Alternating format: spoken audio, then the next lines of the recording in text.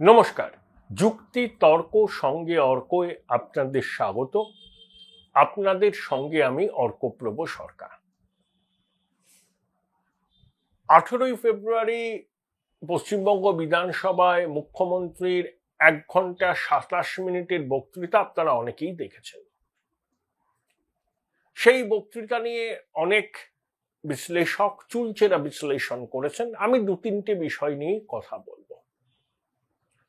অনেকদিন বাদে মনে হলো যে মাননীয় মুখ্যমন্ত্রী সত্যি ভয় পেয়েছেন, কিন্তু তার তো ভয় পাওয়ার কথা নয়। লোকসভা নির্বাচনে শত্রুর মুখে ছাই দিয়ে 29টা আসন জয়লাভ করেছেন, 46% কাছাকাছি ভোট পেয়েছেন, বাম কংগ্রেসের অস্তিত্ব প্রায় নেই, বিজেপিও বেশ খানিকটা পিছিয়ে। তাহলে তার ভয় পাওয়ার তো কোনো কারণ নেই। তিনি তো ড্যাং ড্যাং করে 2026-এর নির্বাচন জিতবেন, এবং যেখানে প্রধান বিরোধী দল অনেকটাই ছন্নছাড়া, কে তাদের পরবর্তী রাজ্য সভাপতি হবে সে নিয়ে এখনো কোনো সিদ্ধান্ত হয়নি। প্রধান বিরোধী দলের মধ্যে গোষ্ঠী দ্বন্দ্ব বেআব্রু হয়ে গেছে, এটা বাস্তব। তাহলে মমতা বন্দ্যোপাধ্যায় হঠাৎ করে এত ডিফেন্সিভ হলেন কেন? 1 ঘন্টা 27 মিনিটের যে বক্তৃতা, সেই বক্তৃতা ছত্রে ছত্রে তার অসহায়তা ফুটে উঠেছে। তিনি কেমন যেন মরিয়া হয়ে উঠেছিলেন নিজেকে একজন হিন্দু প্রমাণিত করার জন্য। বললেন যে তিনি যেখানে যে ঘরে থাকেন সেই ঘরের কাছেই শিব মন্দির, তিনি শিব মন্দিরের দিকে মাথা করে রাত্রিবেলা ঘুমন, দেবাদিদেব মহাদেবের আশীর্বাদ আছে, কেউ তার কোনো ক্ষতি করতে পারবে না, ইত্যাদি ইত্যাদি। তিনি চণ্ডীপাঠ করেন, তিনি ঠাকুর দেবতাকে নিয়ে ভাবেন, তিনি জগন্নাথ মন্দির তৈরি করেছেন, হিন্দুদের অনেক মন্দির তীর্থস্থানকে রক্ষণাবেক্ষণের কাজে ব্যয় বরাদ্দ করেছেন, সংস্কার করেছেন, ইত্যাদি। এগুলো ঠিক, কিন্তু হঠাৎ করে তার নিজেকে এভাবে কেন হিন্দু বলে প্রমাণ করতে হলো? তাহলে কি প্রধান বিরোধী দল বিজেপি যে অভিযোগটা করে তৃণমূল সরকার হিন্দু বিরোধী, তৃণমূল সরকার মুসলমান তোষণ করে, এই অভিযোগটা বাংলার জনমানসিকে একটা প্রভাব ফেলেছে, বিশেষ করে হিন্দুদের মধ্যে? তারা কি একজোট হচ্ছে? দেখুন, বিজেপির পক্ষে হিন্দু ভোটের মেরুকরণ এই রাজ্যে 55%। সম্প্রতি ইন্ডিয়া টুডে এবং মুড অফ দ্য নেশন যে সমীক্ষা করেছে, India Today C voter mood of the nation, তাতে বলেছে তৃণমূল কংগ্রেস এই মুহূর্তে ভোট হলে 46% ভোট পাবে, বিজেপি পাবে 40%। লোকসভায় তারা পেয়েছিল 39%, 1% বাড়ছে। তৃণমূলের ভোট একই আছে। বাংলাদেশের ঘটনার প্রভাব যে পশ্চিমবঙ্গের হিন্দুদের মননে পড়েছে, একটা অভিঘাত তৈরি হয়েছে, সেটা নিয়ে কোনো সন্দেহের অবকাশ নেই। এবং বিজেপির যে মেম্বারশিপ ড্রাইভ চলছিল, বাংলাদেশের ঘটনা পর সক্রিয় সদস্য হওয়ার প্রবণতাটা বেড়েছে। তাহলে মমতা বন্দ্যোপাধ্যায়, আমি প্রথম থেকে বলি, 100-এ পরীক্ষা দেন, তার পক্ষে 30% সংখ্যালঘু vote, lock stock and barrel তিনিই পান, এবং বেনিফিশিয়ারি। এইটাই হচ্ছে তার সাফল্যের চাবিকাঠি। কিন্তু হিন্দুরা যদি একজোট হয়, যদি বিজেপির তোলা এই অভিযোগ বৃহত্তর হিন্দু সমাজ বিশ্বাস করে যে এই সরকার মুসলিম তোষণ করে, এই সরকার মুসলিম স্বার্থ রক্ষাতেই বেশি সচেষ্ট, তাই হিন্দুরা নিজ ভূমে পরবাসী হয়ে যায় বলে বিজেপি যে প্রচার করে, সেই প্রচারকে মান্যতা দিয়ে তারা যদি এই ন্যারেটিভের সমর্থনে বিজেপির পক্ষে দাঁড়িয়ে যায়, তাহলে কিন্তু মমতা বন্দ্যোপাধ্যায় ভয়ঙ্কর রকম বিপদে পড়বেন। আর যদি 3-4% হিন্দু ভোট বিজেপি জোটাতে পারে, তাহলে 2026-এর বিধানসভা নির্বাচন আকর্ষণীয় হয়ে উঠবে। দেখুন, শুভেন্দু অধিকারীর নাম না করে বলেছেন ওরা বকধার্মিক, তাকে বাংলাদেশের জঙ্গিদের মদত দেন মুখ্যমন্ত্রী, এই অভিযোগ শুভেন্দু বাবুরা বিজেপিরা করেছেন। মমতা বন্দ্যোপাধ্যায় নস্যাৎ করে দিয়েছেন এবং বলেছেন যে তিনি প্রধানমন্ত্রীকে চিঠি লিখবেন, প্রমাণ করতে পারলে মুখ্যমন্ত্রী পদ ছেড়ে দেবেন। এখানেই আমার মনে হয় যে শুভেন্দুর সাফল্য। যদি মমতা বন্দ্যোপাধ্যায় কাজটি করেন, ঝোঁকের বশে আবেগতাড়িত হয়ে প্রধানমন্ত্রীকে চিঠি লেখেন, বলেন এই রকম অভিযোগ উঠছে, প্রমাণ করতে পারলে আমি পদত্যাগ করব, এতেই কিন্তু শুভেন্দুর সাফল্য। দেখুন, শুভেন্দু অধিকারী কালকে বিধানসভায় যে সাংবাদিক বৈঠক করেছেন, সেই সাংবাদিক বৈঠকে যে প্রশ্নগুলো তুলেছেন সেগুলো কি অযৌক্তিক? এই যে হরিহরপাড়া একটা জঙ্গি লুকিয়েছিল, আনসার আল্লাহ বাংলার, খারিজি মাদ্রাসা করেছিল। এই যে সোনারপুরের কাছে এক কাশ্মীরি জঙ্গি লুকিয়েছিল, তাদেরকে কাশ্মীর থেকে পুলিশ ধরলো, আসাম থেকে হরিহরপাড়ায় পুলিশ ধরলো। এগুলো তো প্রশাসনের ডাকের ডকাতেই হয়েছে। এই অভিযোগ যদি শুভেন্দু বা বিজেপি তুলে থাকে, এটাকে কি নস্যাৎ করে দেওয়া যায়? আপনারা বলবেন। আমার মনে হয় যে বিজেপির তোলা এই অভিযোগগুলো জনমানসে একটা অভিঘাত তৈরি করছে এবং সেটা শাসক দলের বিপক্ষে যাচ্ছে। এটা বুঝতে পেরেই মমতা বন্দ্যোপাধ্যায়, আমি একজন হিন্দু, এটা প্রমাণ করবার মরিয়া প্রয়াস করলেন।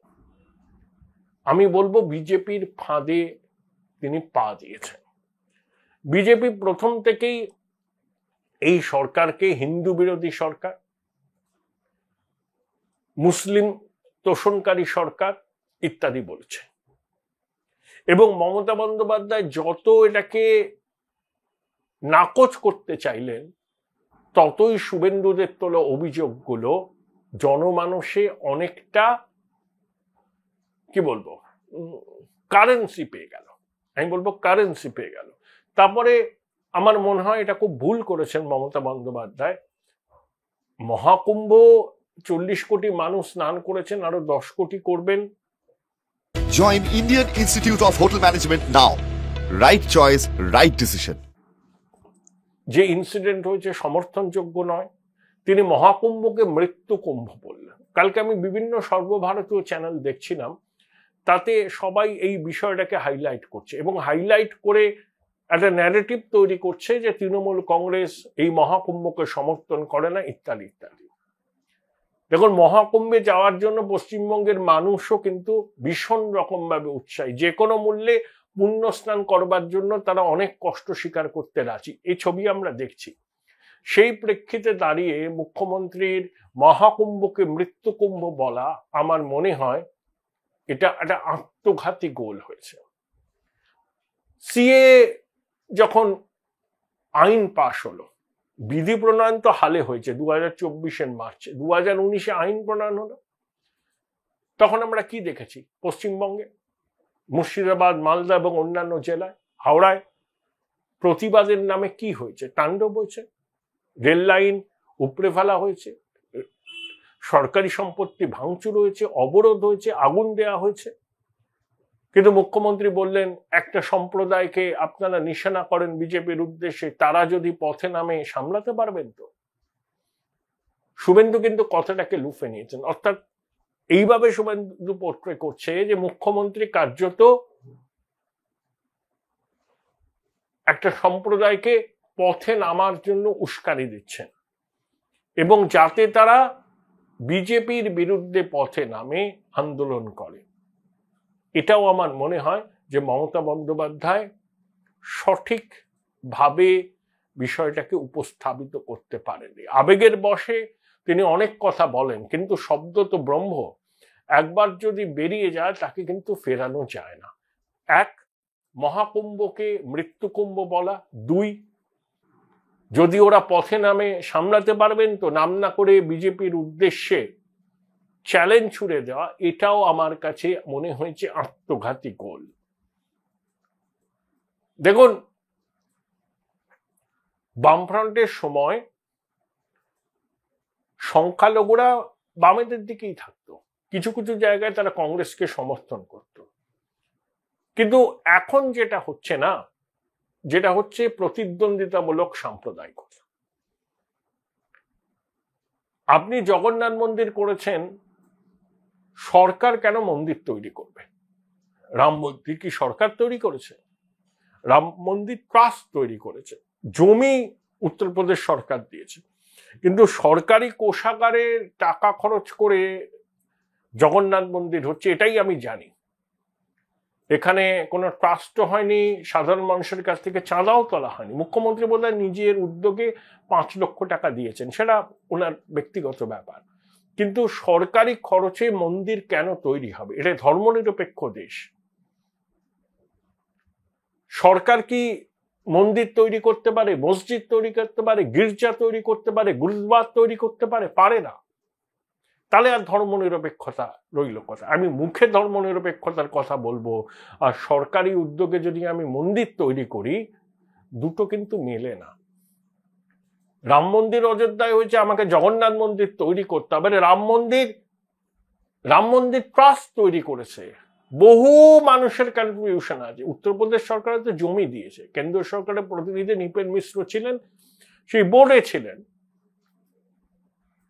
সহযোগিতা ছিল, কিন্তু সরকারি টাকা খরচ করে কিন্তু রাম মন্দির হয়নি। রাম মন্দির, এই যে ট্রাস্ট যারা মন্দির তৈরি করেছে, তাদের তহবিলে বহু মানুষ দান করেছেন, বিদেশ থেকেও করেছেন। কিন্তু জগন্নাথ মন্দিরটা যতটুকু আমি জানি, ভুল হলে শুধরে দেবেন, ক্ষমা চেয়ে নেব, এখানে কিন্তু মানুষ এই জগন্নাথ মন্দির তৈরি করার জন্য সেভাবে কোনো ডোনেশন দেয়নি, পুরোটাই হচ্ছে সরকারি উদ্যোগে। এখন এটাই প্রশ্ন যে সরকারি উদ্যোগে আমি কি মন্দির তৈরি করতে পারি?